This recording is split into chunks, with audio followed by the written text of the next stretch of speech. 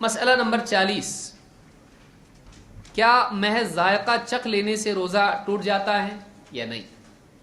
جواب ہے کہ زبان پر کسی چیز کا ذائقہ محسوس کرنے سے روزہ نہیں ٹوٹتا ہے۔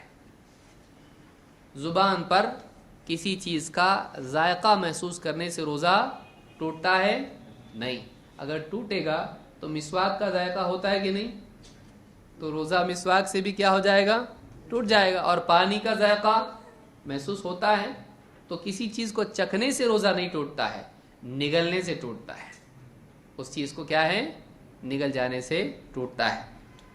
ابن عباس رضی اللہ عنہ کہتے ہیں لا بأس ان يتطعم الصائم عن القدر، اس میں کوئی حرج نہیں ہے کہ یعنی سالن کی ہانڈی سے یا برتن سے کوئی چیز روزے دار چکھ لے، یعنی اس کا ذائقہ دیکھ لے۔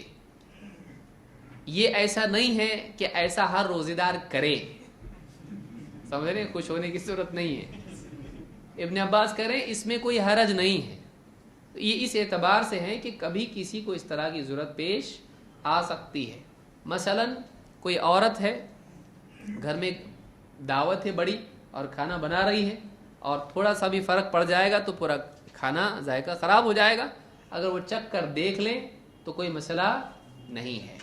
اسی طرح سے کوئی آدمی ہے اور کسی بڑے ہوٹل میں وہ کک ہے اور اس کو چکھ کے دیکھنا ہی پڑتا ہے، تو ایسی صورت میں وہ زبان سے چکھ کر کے دیکھ سکتا ہے، لیکن اس کو کھا نہیں سکتا ہے۔ چکھ لے اور اس کے بعد تھوک دے اس کو، اور بہتر ہے کہ کلی بھی کر لے اس کے بعد، تاکہ کوئی اس کا حرج نہ ہو۔ کوئی آدمی کہتا کہ نہیں حرام ہے، اس سے روزہ ٹوٹ جاتا ہے، پھر مسواک سے بھی ٹوٹتا ہے، کیونکہ مسواک کا بھی ذائقہ آدمی کو محسوس ہوتا ہے۔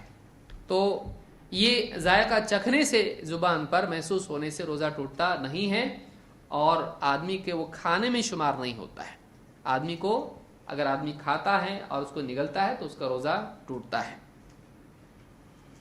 اس کو امام البخاری نے اپنی صحیح میں تعلیقاً ذکر کیا ہے۔